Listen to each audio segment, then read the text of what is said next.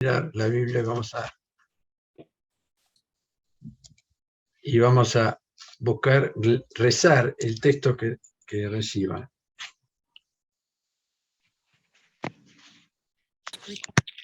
El ayuno y el esposo, lo nuevo. Los discípulos de Juan y los fariseos ayunaban. Vienen y le dicen, los discípulos de Juan y los discípulos de los fariseos ayunan. ¿Por qué tus discípulos no ayunan? Jesús les dice, ¿pueden ayunar los convidados a las bodas mientras el esposo está con ellos? Durante el tiempo que tienen al esposo con ellos, no pueden ayunar. Del Padre, del Hijo y del Espíritu Santo. Amén.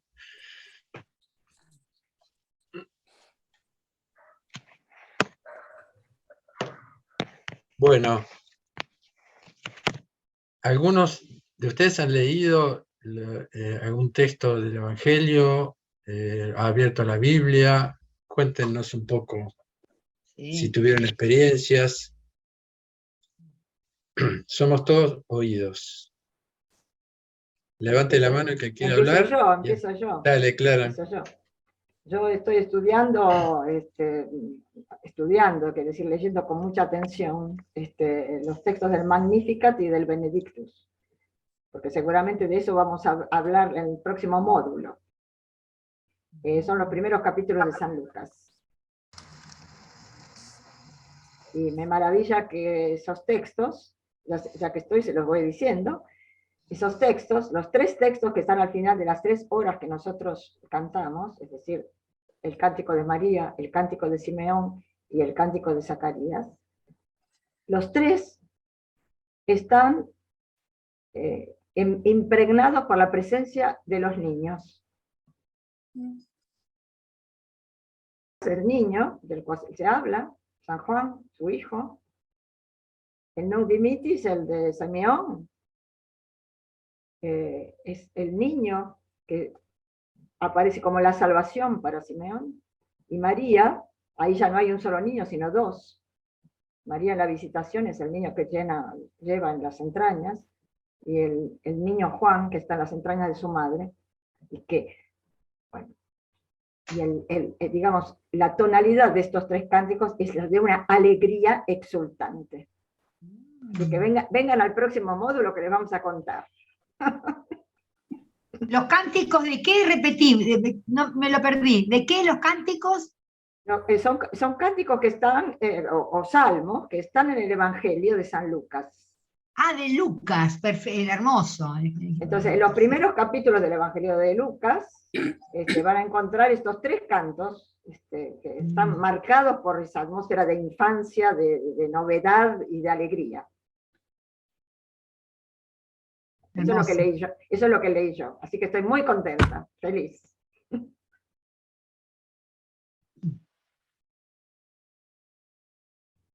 ¿Alguien más? Mónica. Sí, a mí yo leí...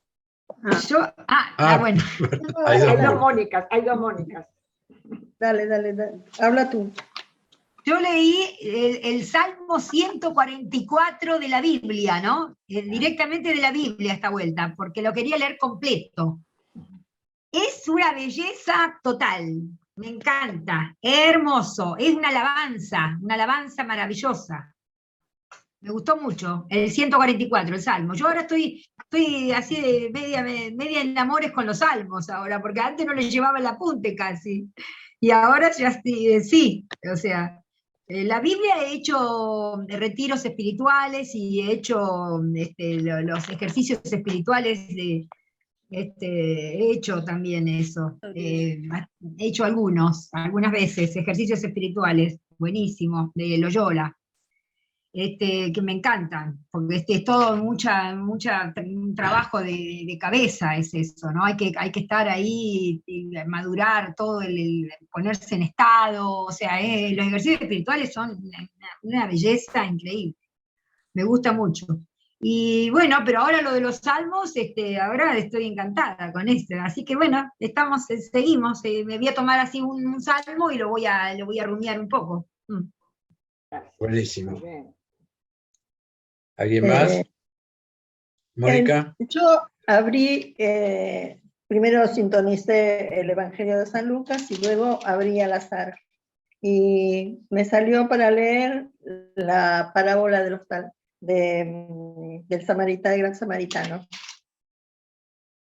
Y es como que te despierta, diremos, preguntas internas, ¿no? Porque a Jesús, viste, esas tres actitudes del levítico, del fariseo y del samaritano, y le dice, ¿quién es tu prójimo, no? Entonces, a mí me viene intuitivamente que es aquel que actúa con misericordia a tu prójimo, pero no me suena muy, es un poco, diremos, calificador eso, no sé bien cómo explicarlo. Si me lo puedes aclarar. Bueno, así rápidamente, recuerdan que el maestro de la Torá dice, ¿quién es mi prójimo? Le Sí. pregunta a Jesús. Y Jesús le contesta, ¿quién fue el prójimo del herido? El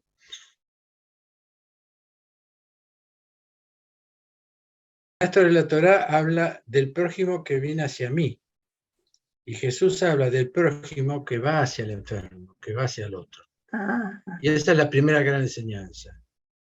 El prójimo es a quien yo voy a atender, a quien yo voy a... no está mi yo, es el tú. Es una parábola riquísima, podemos estar horas hablando de esa parábola, pero lo importante, como vos dijiste, mi prójimo, Jesús al final lo corrige. ¿Quién fue el prójimo del enfermo? ¿No? Sí. El que lo fue a ¿Alguien socorrer. más? Sí, sí. Daniel. Vinculado con esto que decís de las parábolas, a mí me sucedía algo, y hice un curso en aquella época del estilo catequístico de Jesús en las parábolas y demás, y no me convencía. Decía, ¿por qué de hablar de no poner el candelabro y la luz abajo de la mesa? ¿Por qué no lo decía claramente? Hagan esto o hagan aquello. Como es más tajante en muchas otras partes de la Sagrada Escritura. Y ahí lo que entendí mucho tiempo después es la belleza que tiene la palabra de Jesús. Dios es belleza y no se puede expresar de otra forma. Entonces lo que puede ser duro, tajante, lo da de otra forma. Y ahí empecé a entender cómo los salmos transformaban las experiencias quizás más oscuras, más dolorosas, y las ponían en música, en poesía. Y bueno, empecé a leer más los salmos y a dejarme un poco bañar por los salmos, no tratar de interpretarlo y más, pero fue ese choque de la belleza en que Dios puede transformar todo.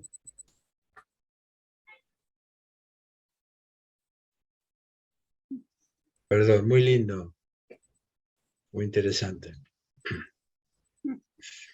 Vamos a hablar un poco de eso dentro de un rato.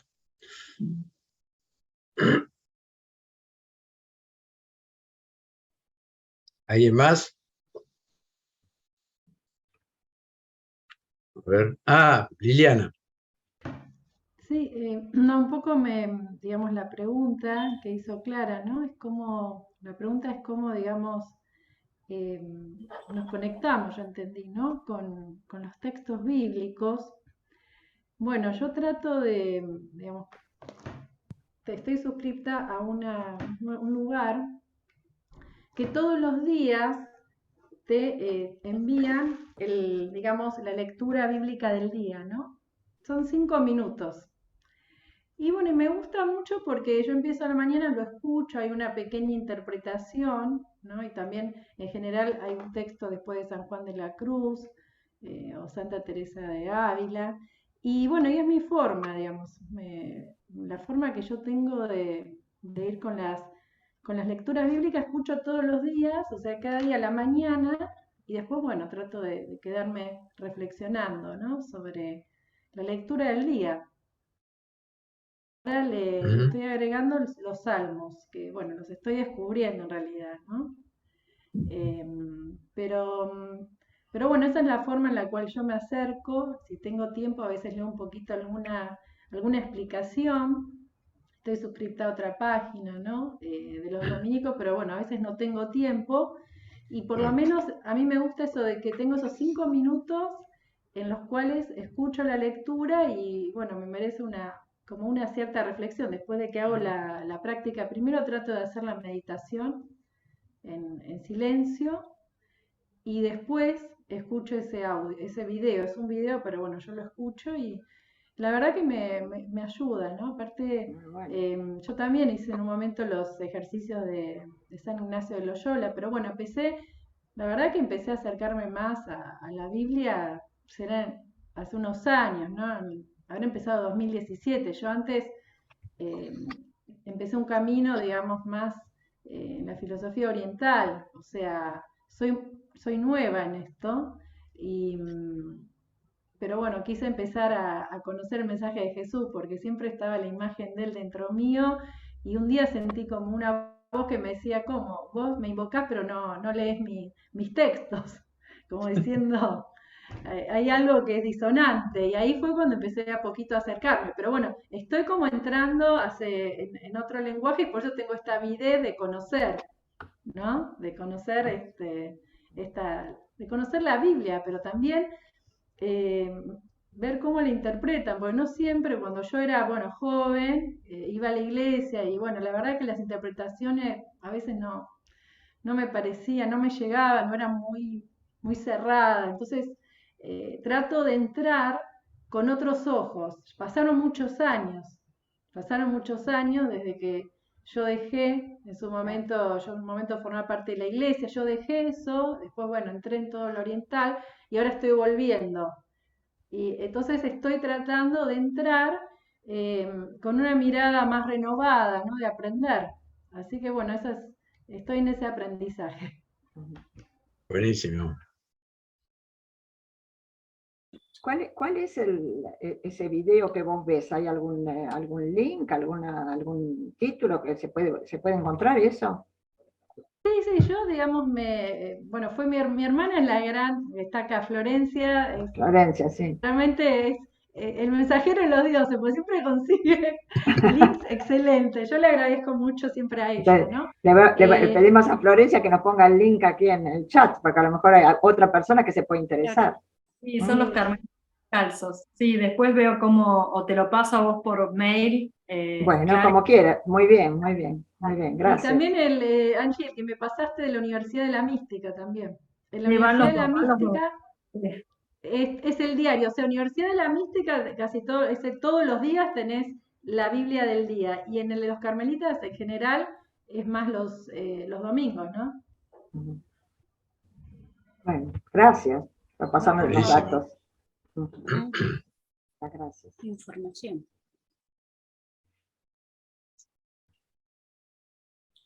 Bueno, hago el comentario ya que fui nombrada cortito. Yo lo que trato de hacer, a veces hago la lectura, no, a veces miro los videos, y tengo 2 cuadernitos, y trato como para acercar un poco el mensaje, a veces como que saco una partecita nomás del Evangelio, como con mucha libertad tomo una partecita y lo transcribo, y eso es lo que hago. Para acercarlo, ¿no? Manuscritamente es algo que me ayuda. Seguro, seguro.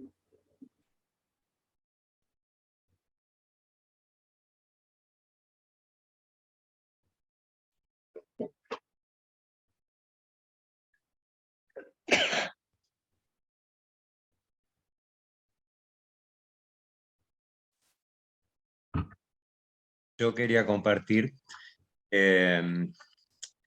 mi dificultad de incorporar el hábito, ¿no?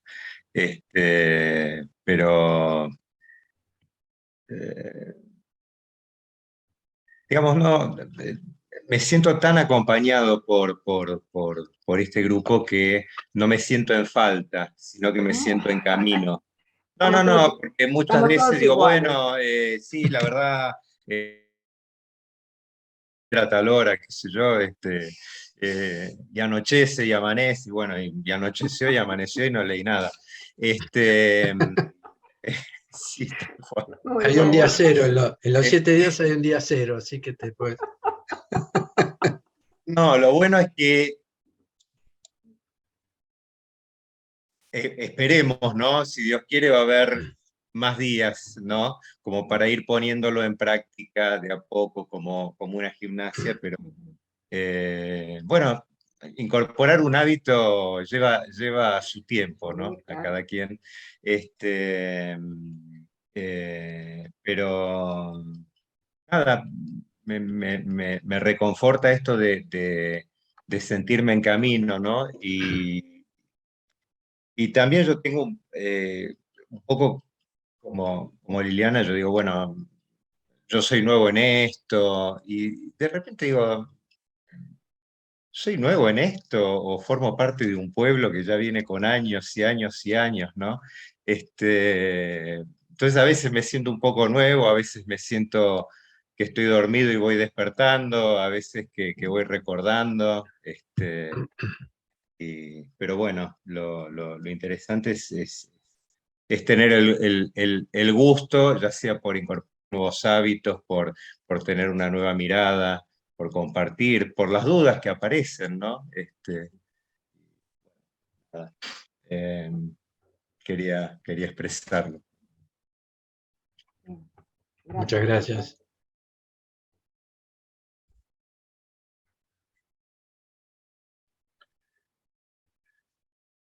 Bueno, entonces vamos a empezar a hablar un poquito sobre la lectura. De los 3 oficios que figuran en el librito de lecturas, que tienen casi todos, en las vísperas es en donde se incluye la lectura. Nosotros hacemos las vísperas del domingo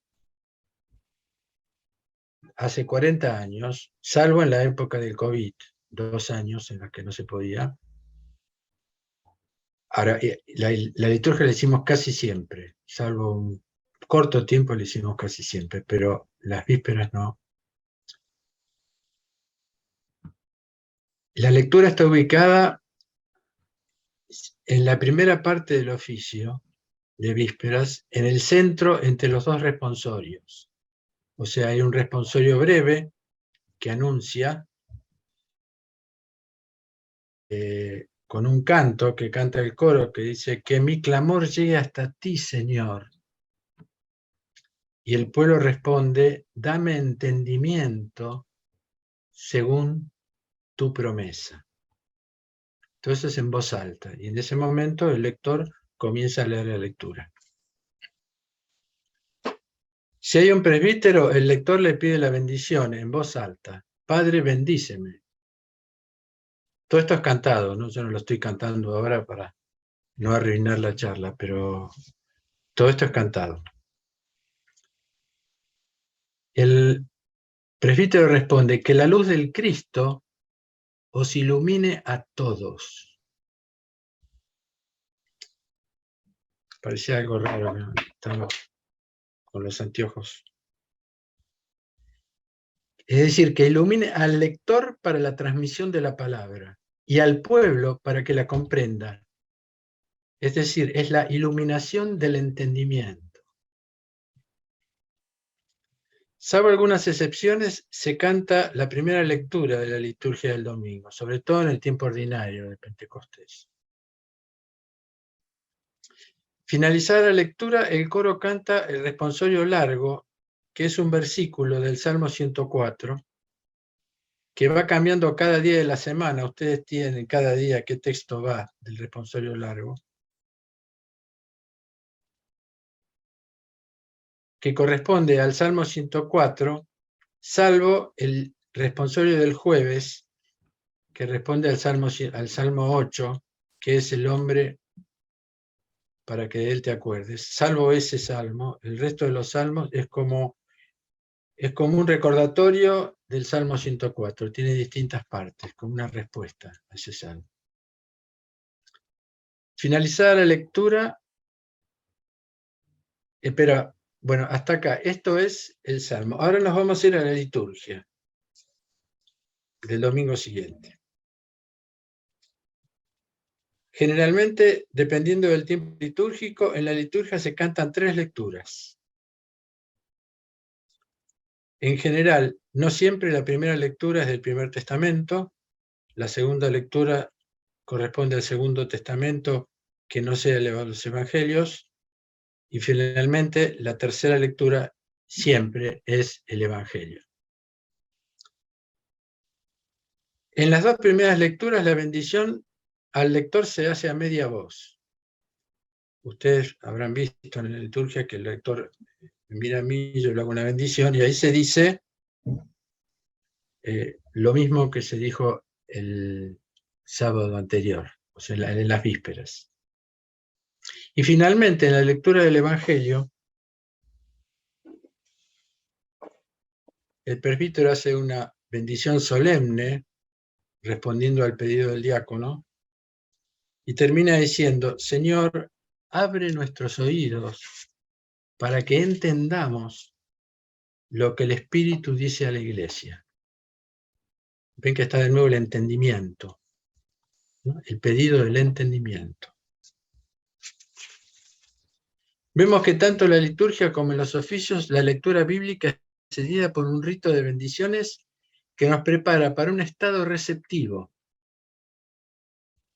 Recibir plenamente la audición y el entendimiento para que la semilla de la palabra comience a fructificar. Y el entendimiento, ¿recuerda la parábola del sembrador? Jesús mismo explica esta parábola revelándonos que la semilla es la palabra de Dios y que la tierra es nuestro corazón. Si quieren recordarla, es Mateo 13, 1:9 y Marcos 4, 1:9. Notamos que hay una bendición para quien va a transmitir la palabra, al diácono, y una exhortación a quienes van a recibirla. Ya oímos la admonición del presbítero: Señor, abre nuestros oídos para que entendamos lo que el Espíritu dice a la Iglesia. Y finalmente el diácono terminará con una admonición dirigida al pueblo diciendo: de pie, estemos atentos, en silencio, escuchemos el Santo Evangelio.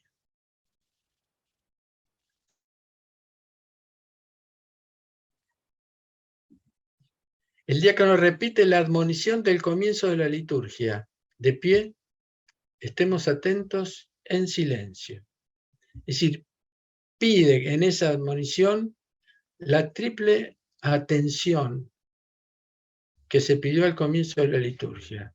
La atención del cuerpo estando de pie, la atención del alma estando atento y la atención del espíritu estando en estado silencioso.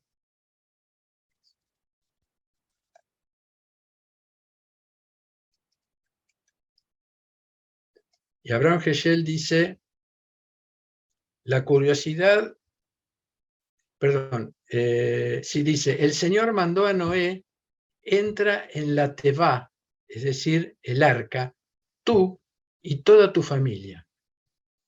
Génesis 7:1. Dice, tevá significa arca, pero también significa palabra. Una persona debe entrar en la palabra con todo lo que tiene, con el alma, con el corazón, con la voz y con el pensamiento.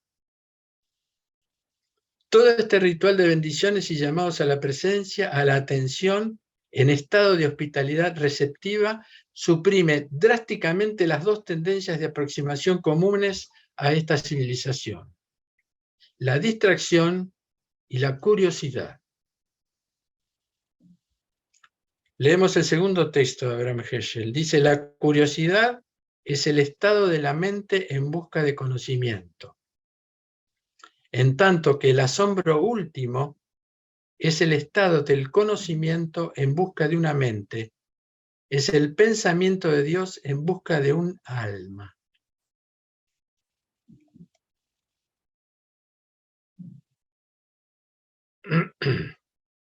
El asombro es el estado del alma que intuye una presencia más allá de las palabras.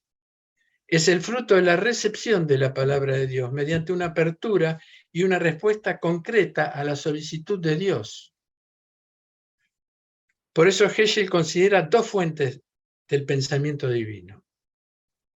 La memoria, que es la tradición, el recuerdo, la memoria de las palabras recibidas y la memoria en la que vamos a guardar esas palabras, en esa memoria, por un lado, y la intuición, que nos permite la comprensión de la palabra. Esta intuición no es una certeza imaginaria de algo que va a pasar, como decimos nosotros muchas veces. Intuyo que va a pasar tal cosa. No es un imaginario, sino la irrupción inesperada de una luz que nos permite ser sondeados, aunque sea levemente, por el océano de la sabiduría divina, en la presencia divina, sumergiéndonos en el asombro radical de una certeza que nos supera. De repente, un texto nos toca, nos pega el corazón. Se manifiesta ante todo por la gracia, casi sin merecimientos, pero también se facilita si abandonamos nuestro mundo de pensamientos e intereses, abriéndonos hacia el mundo de Dios, porque es el sentido de todo diálogo. La avidez de la novedad espiritual y la conquista del camino mágico, que están bastante reflejados en el espíritu de esta época, representado por el New Age, desarrolla la curiosidad como el camino profano que busca lo sagrado a modo de retribución, o de búsqueda de la notoriedad o de poder. La Biblia y su significación profunda están vedadas a esta búsqueda engañosa de conocimiento. Las profundidades de las Escrituras permanecen escondidas a los que quieren penetrar en su conocimiento sin una preparación previa. Todo el rito que enseña la Iglesia antes y después de cada lectura, sin una preparación previa, sin considerar que se trata de un encuentro y del comienzo de un diálogo y del anuncio de una relación. Dice André Neher, un gran teólogo judío del siglo XX, en su libro El exilio de la palabra, que en el diálogo hay uno que habla y otro que escucha alternadamente. El que habla le abre al otro su propio mundo, como un don,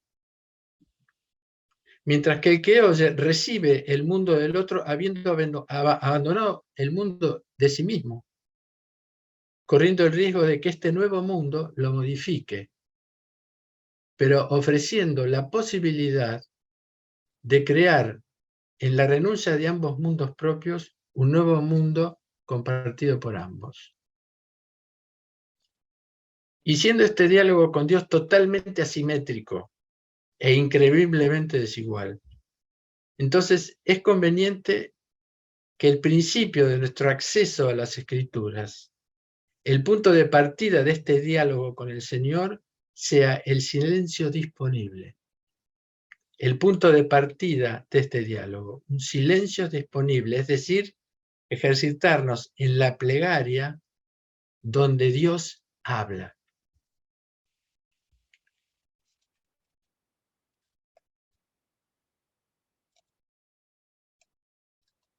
Dice San Isaac el Sirio: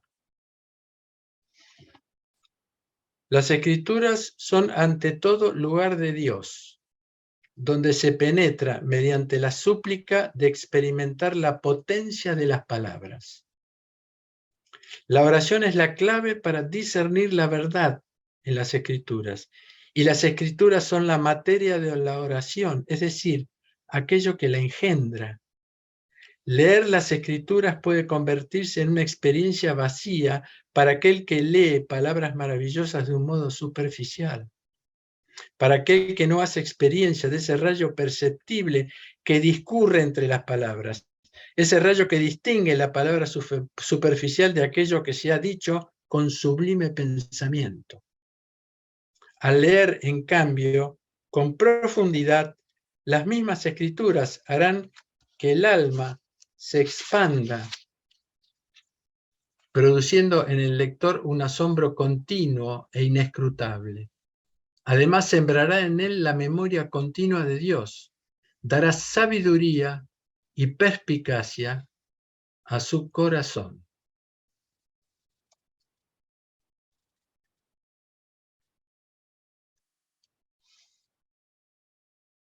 Yo sé que me estoy yendo muy por encima de lo que estamos tratando de hacer, que es un pequeño inicio, pero voy a continuar.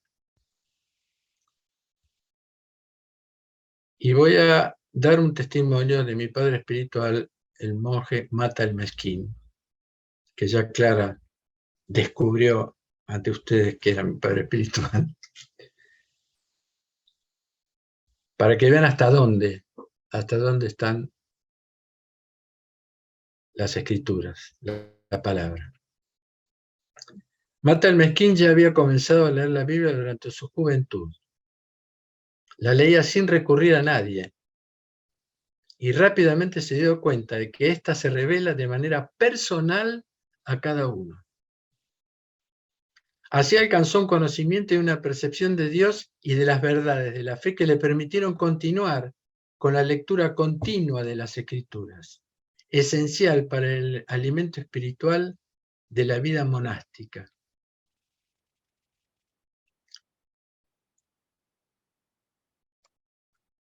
Él dice: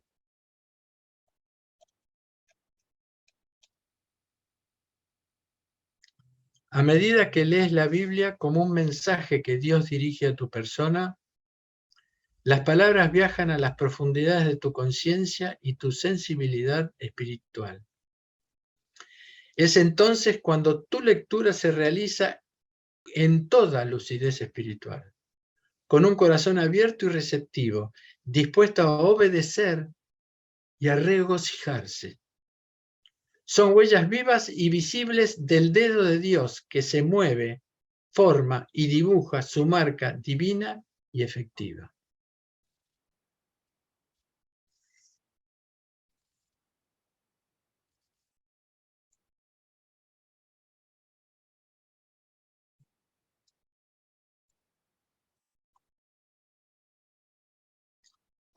Fuera del conocimiento científico que adquirió Mata el Mezquín durante su carrera universitaria de farmacología y de química, Mata no tuvo contacto con las manifestaciones culturales del intelecto humano. Nunca leyó un libro, ni de filosofía, ni de psicología, ni de ningún conocimiento que no sea el de su carrera de química y de farmacéutico. Y él lo dice, no estudié más que química y farmacología. Nunca he tenido la suerte de tener en mis manos un libro de literatura o de filosofía. Aunque estaba muy ansioso por conocer literatura o filosofía, mis medios materiales no me permitieron hacerlo. Siempre tenía el dinero justo para el estudio, alojamiento, comida y los viajes. Eso es lo que yo llamo una pobreza bienaventurada. Bienaventurados los pobres por el espíritu, ¿no? La fertilidad de esta pobreza evangélica vivida por el padre Mata el Mezquín está testimoniada por la riquísima profusión de sus libros espirituales y exegéticos. Escribió 180 libros de exégesis y espirituales, además de un riquísimo corpus de homilías, alrededor de 250 homilías. Son prueba de la autenticidad de estas verdades. Sin menoscabar el conocimiento que ha enriquecido el patrimonio intelectual y cultural de la humanidad, quiero resaltar que el padre Mata se inició en la sabiduría de la Biblia y de los padres, y le permitió sumergirse en la audición del amor receptivo, que se abre a la hospitalidad. Esta sabiduría no es descriptiva ni busca captar por el entendimiento, sino que se recrea en la convivencia.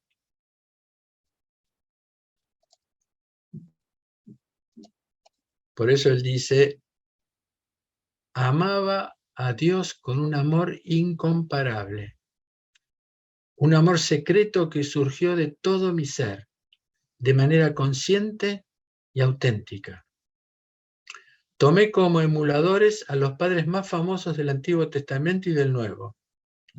He vivido espiritualmente con ellos y estoy seguro de que mi relación con ellos ha sido más profunda, más intensa y más real que si hubiera sido su contemporáneo.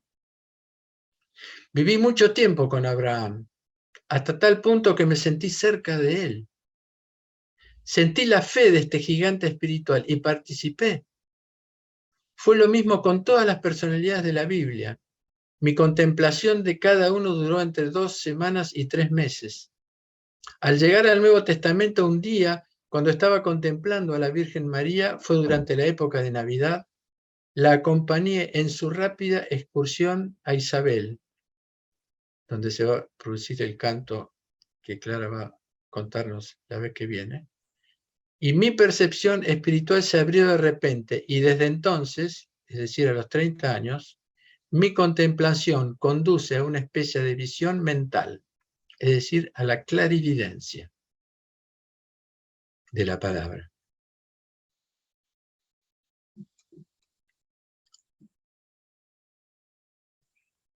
Mata Mesquín en este texto comienza diciendo que ama a Dios de manera incomparable, asociándola con la palabra de las Escrituras. El segundo domingo que viene, en la fiesta de nuestro santo patrono San Martín de Tours, vamos a oír en el Evangelio que el Señor dice, el que me ama guardará mis palabras, y mi Padre lo amará, y vendremos a él, y moraremos en él.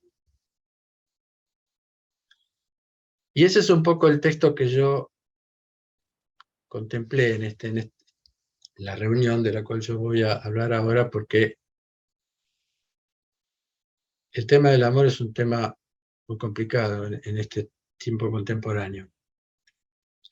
Porque ¿cómo puedo amar yo a alguien que no veo? ¿Cómo puedo amar a alguien que no está, con el que teóricamente no puedo hablar? Dios no pide un sentimiento de amor para nosotros. Dios no pide, amame, ay, sí, yo lo amo, que es un sentimiento fantasioso. Dios nos pide un acto, que es guardar su palabra. Y guardar su palabra es que Él entre en mí. Si yo guardo su palabra es Él, con la potencia de su presencia, está en mí. Y si está en mí, el amor de Él me va a hacer amar a Dios. Me acordé de unas palabras de San Juan de Saint-Denis, nuestro obispo fundador de la Iglesia Ortodoxa Occidental, que hablando sobre la plegaria decía, Señor, ámate a ti mismo en mí. Y acá esto alcanzó toda su potencia, digamos, al acordarme de eso.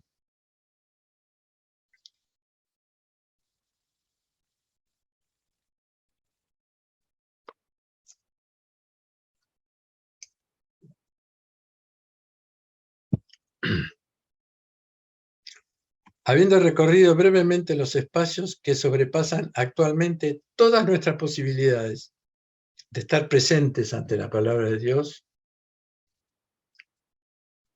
y de guardar su potencia, en el comienzo de nuestra travesía, que es en el momento que estamos ahora, creo que es importante que no ignoremos hacia dónde nos dirigimos. Esto tiene una doble función. No detenernos orgullosamente ante los pequeños logros, no decaer cuando fallamos o nos olvidamos de un proyecto concreto de encontrarnos con la palabra de Dios, y tener siempre presente a qué somos llamados. No es una tontería leer un versículo cada día de la Biblia. Es conectarse con Dios, con su palabra y con la potencia de su presencia, gracias al Espíritu Santo. El Espíritu Santo os recordará todo lo que yo os he dicho, dijo el Señor. Y ese recordar es la presencia de Dios en la palabra de Dios, cuando interviene el Espíritu Santo. Bueno, ahora podemos descender un poco más a la situación en la que estamos, con este pequeño aprendizaje. ¿Hacia dónde vamos y cómo vamos a ir? Y Clara había propuesto la semana pasada comenzar por leer, que ya no es leer, sino oír, porque ya a partir de esto sabemos que la lectura no es una lectura que de mi mirada que va a atravesar el texto, sino que es mi mirada receptiva va a oír el texto que vamos a leer. La audición. Recuerden que nosotros hemos caído por la audición. Eva oyó las palabras de Satanás y cayó. Entonces, una manera de renacimiento, una manera de conversión profunda es que por ese oído que cayó, por lo que caímos, por ese oído oigamos la palabra de Dios. Que sería bueno comenzar a escuchar cada noche un versículo, oír un fragmento, un capítulo del Evangelio. Vivirlo como un pequeño pero perseverante intento de recibir el eco de la palabra de Dios. Eco que se transforma en la palabra catecúmeno que tiene esta raíz. Es decir, en transformarnos en catecúmenos de la palabra de Dios, que fue la enseñanza que recibieron los primeros cristianos, que se llamaba el catecumenado. Catecúmeno quiere decir que se oye el eco de la palabra de Dios.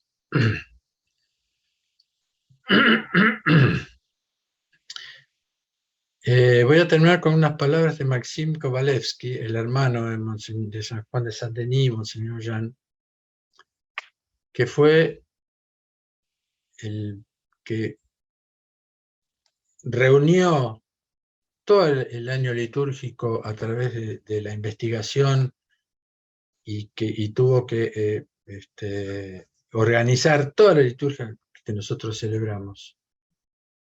Él junto con su hermano y algunos otros músicos.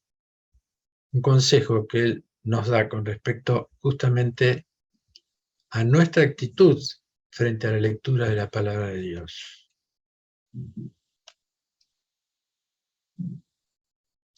Escuchar es desaparecer por un tiempo.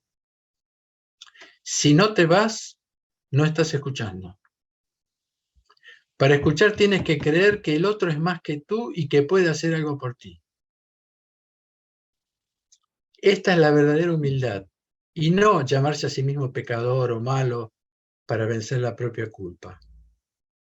La humildad es saber que a veces no eres, que hay algo más valioso que tú. Es un acto de confianza admitir que se puede recibir de otro o de otra persona, que puede ser con minúscula o con mayúscula, la persona. Esto es un esfuerzo existencial.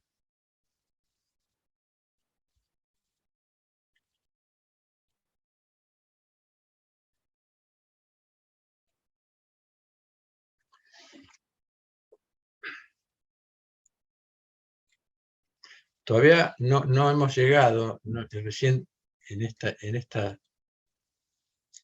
estas reuniones que estamos haciendo, estamos empezando a conocer algunos, es decir, la estructura, digamos, de las horas, ¿no es cierto? No hablamos de la liturgia, yo ahora hablé de la liturgia para que vean cómo en todo momento la lectura pide, ofrece un rito especial para darnos la importancia que tiene eso que vamos a recibir. todavía nos faltan cosas para armar un pequeño rito entre nosotros, cada uno personal. Porque para eso se necesita el santoral, que nosotros lo hacemos anualmente, donde están todos los santos, todas las lecturas que corresponden a las fiestas y a algunos santos conocidos para que lo utilicemos en nuestra plegaria, en nuestro rito personal o en las horas. Y eso nos va haciendo entrar a través del calendario litúrgico al tiempo litúrgico, que ya no es la plegaria de los días, sino el tiempo del año litúrgico, porque la Iglesia tiene distintos tiempos litúrgicos. Todo eso está en el santoral y todavía no lo tenemos. Nosotros lo tenemos, pero no lo tienen ustedes. Pero es una buena manera de comenzar este ciclo a leer. Pueden ser los salmos, porque el salmo también es palabra de Dios, pero también el Evangelio. Un texto corrido sería la mejor idea.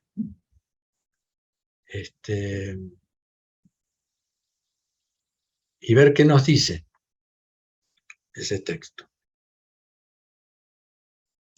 Bueno.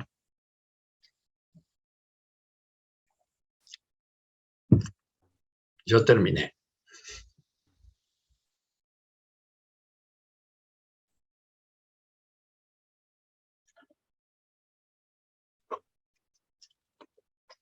Una preguntita.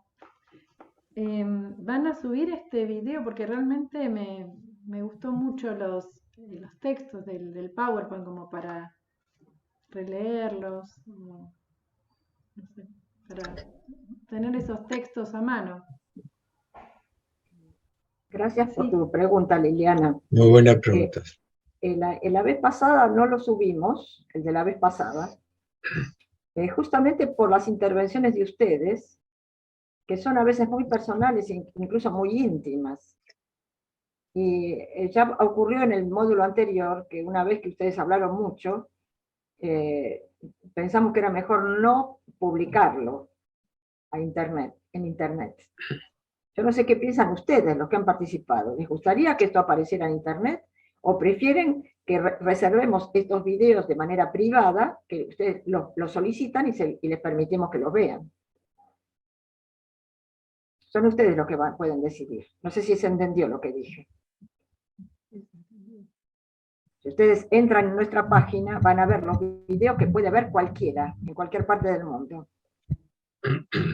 Y a veces nos parece que los testimonios personales están hechos para nosotros, no para todo el mundo. En ese caso, estos videos quedarían reservados, sobre todo, a los que hemos participado en estos encuentros. Sí, me parece bien. En ese caso, me lo pedís y le pedimos a Fernando, ¿no es cierto? Fernando, es posible que el video se abra, se dé acceso a las personas que lo soliciten. Sí, a ver, perdón, se puede hacer una lista enviando los correos de cada uno, de los que quieran verlos, es una lista y esa es un link privado. Yo le puedo pasar a Fernando la lista de los mails que ustedes tienen, que ya los conozco porque les envío el link, y todos ustedes en ese caso van a tener acceso a estos videos, sobre todo el de la vez pasada y e incluso uno del módulo anterior, que también ustedes hablaron sobre los salmos, que nos pareció que no era oportuno darlo así a conocer a la humanidad entera, podía ser un poco indiscreto casi. ¿De acuerdo? Vamos a hacer así entonces. No, por favor. Quería agregar algo, Enrique, ¿puede ser? Sí. El padre Enrique habló de la lectura desarrollada que se hace en las vísperas. Efectivamente, las vísperas, nosotros celebramos en la iglesia solamente las vísperas de los domingos, pero en general se aconseja que en las vísperas se haga una lectura un poco más desarrollada, claro, considerando que ese momento puede ser un momento de más tranquilidad, de vuelta del trabajo, y que podemos tener algunos minutos para leer una lectura un poco más desarrollada. Pero la lectura está presente en todas las horas que ustedes tienen en sus libritos. Está presente de una manera abreviada. ¿Puedo compartir pantalla, Elsa? No sé si es posible, ¿puede ser? Yo creo que les mostré la vez pasada la estructura de estas horas, ¿sí? Ahora, perdón un momento, tengo que abrir esto porque no había pensado que iba a hablar de esto. ¿Lo ven o no lo ven? No, no lo ven, ¿no? Ahora sí. ¿Ven? Sí. A ver si lo puedo poner bien. Sí, se ve. ¿Sí? ¿Se ve? Bueno. Sí, sí. Quería ponerlo en pantalla completa, pero bueno, no sé si puedo. Aparentemente no me obedece la tecnología. Ahora sí, ¿puede ser? Sí, Ven, ahí sí. acá dice lectura, porque es la lectura más desarrollada. Y acá dice capítulo, y aquí también dice capítulo. ¿Qué significa esto de capítulo? Significa una pequeña lectura de un versículo o dos, no más, que se hace en los laudes y que se hace también en las completas.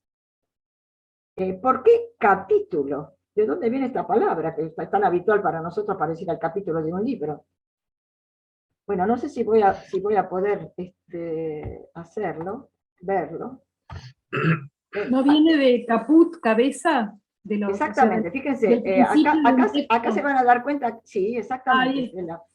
Sí. Les traje esta imagen de un manuscrito medieval del siglo XIII, creo, o XII, que es el comienzo de los Salmos. ¿Ven? Ustedes tienen esto que es el caput, es la cabeza.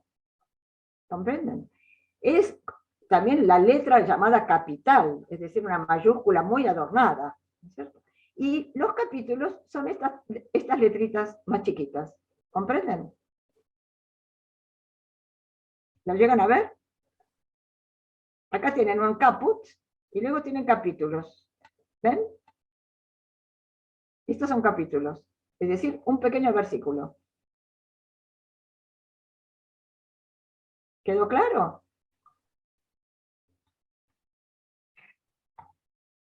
Eso es lo que se llamó capítulo, es decir, un versículo o dos. La brevedad de esta lectura se debió a varias razones, la principal de las cuales era que no se veía nada en la iglesia, todo estaba a oscuras. Y el lector lo debía decir de memoria. Entonces optaron por hacer algo un poco más corto. Eso es, digamos, la razón histórica, ¿no?, de esta brevedad de la lectura. Nada impediría hacer una lectura más larga. Aunque se abrevió, nunca se anuló la lectura. Se la abrevió, pero siempre está. Por lo menos un versículo. Y es por eso que el padre Enrique insistió tanto en esta lectura cotidiana, aunque sea de un versículo, porque es ese gota a gota, esa gota a gota, que es tan fundamental para que la palabra penetre en nosotros. Somos un poco como una cáscara. Tenemos una cáscara dura. Necesitamos algo que lentamente vaya rompiendo esa cáscara. Y que el agua llegue al final hasta el centro de nuestro corazón. Gracias. Qué linda metáfora, hermosa, Clara, hermosísima. Es hiper conocida. No inventé nada. Hiper conocida. Una pregunta, el tema del texto bíblico, porque hay distintas traducciones, ¿no? Sí, sí. Y eso también varía en la interpretación, calculo yo, bueno, más bueno, allá una traducción es una interpretación. Una traducción es una interpretación. Sí. Desgraciadamente, ninguno de nosotros, creo, o quizá el Monseñor Godiño, pueda leer los textos íntegramente en su lengua original. Yo no sé más que algunas palabras de hebreo, tampoco. Es decir, ni tampoco el griego en el que está escrito el Nuevo Testamento. Es decir, que no tenemos más remedio que confiar en un traductor. Entonces, como es mejor desconfiar de los traductores, es mejor tener varias versiones, varias traducciones. Entonces, si uno quiere profundizar en un texto, está bien, desde nuestro punto de vista, digamos, de extranjeros, con respecto a estas lenguas originales, tener la posibilidad de comparar estas traducciones que son interpretaciones. Y no queda más remedio que hacerlo así. Porque una palabra, por ejemplo, en hebreo puede significar 4 o 5 cosas distintas, es decir, puede ser traducida por 4 o 5 palabras diferentes. Sí. No queda más remedio que elegir cuando se traduce. ¿Y ustedes Si uno lee en ¿alguna? hebreo, uno Sí. entiende todo junto. Es Sí, una lengua obvio. muy sintética. Sí, nosotros... ¿Recomiendan algún texto, digamos, alguna Biblia en particular? Digo yo, no sé. No sé si Biblia, pero lo que nosotros tenemos, y bueno, en ese sentido te voy a recomendar de la que nosotros decimos los textos, el padre Jack tradujo los 4 evangelios completos. Y, digamos, él consideraba que la división en capítulos de los textos del Nuevo Testamento no es una división demasiado correcta, y aparte pues, se hizo no hace mucho tiempo. Y él fue fiel a la lectura hebrea de los textos, y a la construcción hebrea de los, en vez de capítulos, con secuencias y con secuencias, ¿no? Y haciéndolo de otra manera, pero de todas maneras se puede leer perfectamente, porque aparte yo conozco el pensamiento de Jack, la transmisión del pensamiento de Jack, que tiene un pensamiento de una tradición antigua, digamos. Nosotros nos llevamos por los salmos y los evangelios por la traducción que hizo Jack, que eso está publicado en la iglesia. El evangelio que leemos durante la liturgia es una traducción de Jack, del padre Jack, que nosotros logramos juntar con Clara, organizar durante mucho tiempo un trabajo que hicimos de los cursos que él nos dio. Fuimos uniendo los textos y logramos armar los 4 evangelios. Es una traducción, yo tengo casi todas las traducciones, que seguramente tiene que ver un poco el padre Jack en mi elección, ¿no es cierto? Fue mi padre espiritual, pero vos, Liliana, el otro día dijiste que te había llegado un texto de los que se eligen, ¿no? ¿Cómo era? No, de los salmos.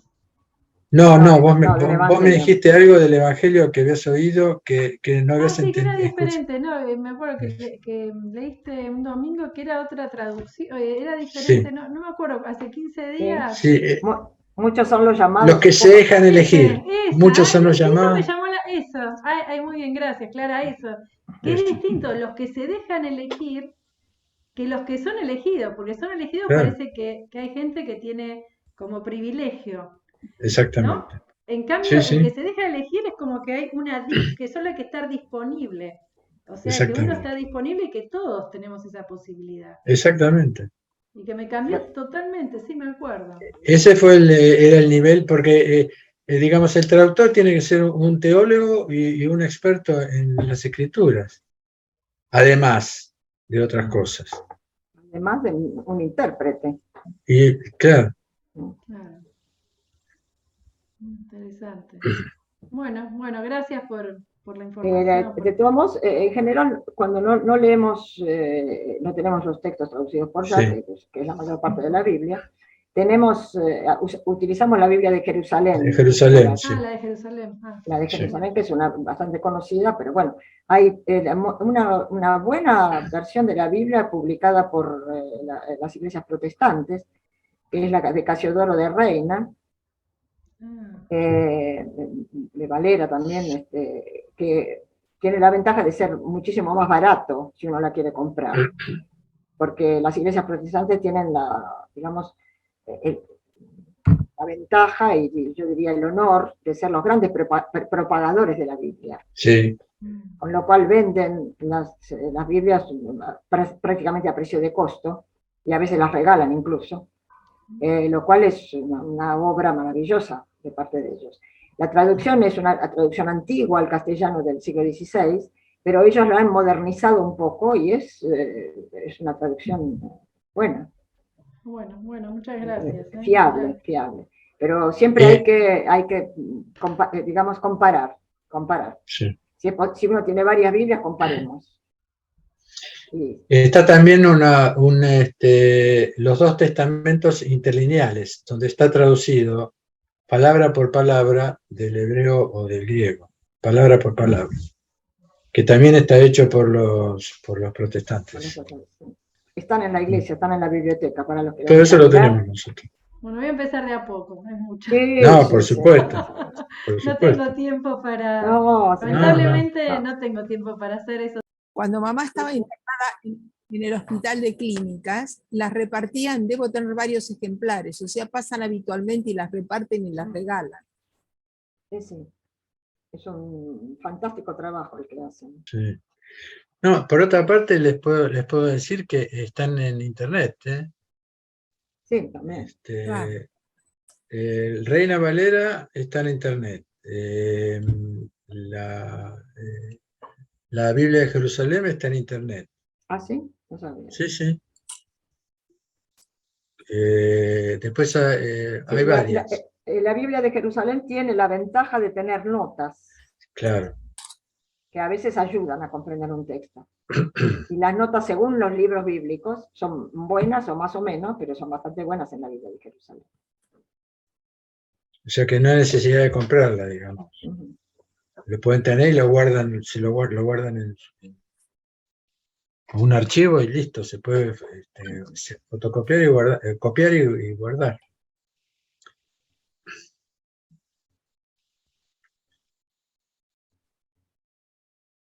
Bueno, si les parece bien, le pedimos a Monseñor una bendición. Sí, y les decimos que nos encontramos dentro de 15 días, lo que quieran, ¿no? Ya les mandaré los avisos.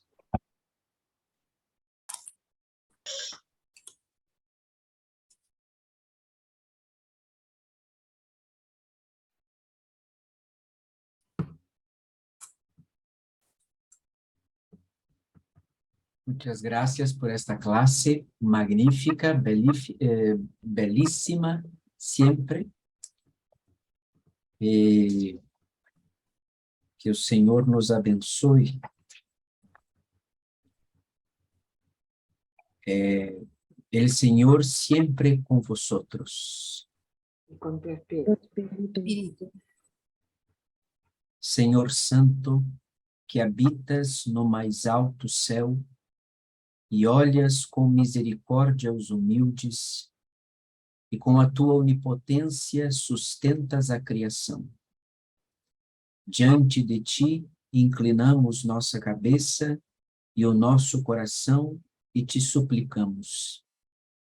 Estenda a tua mão invisível do alto da tua santa morada e abençoa-nos.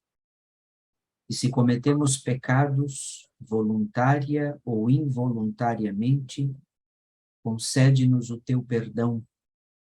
Tu que és bom e filântropo, dá-nos teus bens neste mundo e no que há de vir. Pois tu és o Deus da misericórdia e da salvação, e a ti rendemos glória, ó Pai, Filho e Espírito Santo, agora e sempre e pelos séculos dos séculos. Amém. Amén. Muchas gracias. Muchas gracias. Gracias. Gracias. Buenas noches. Gracias. Buenas noches.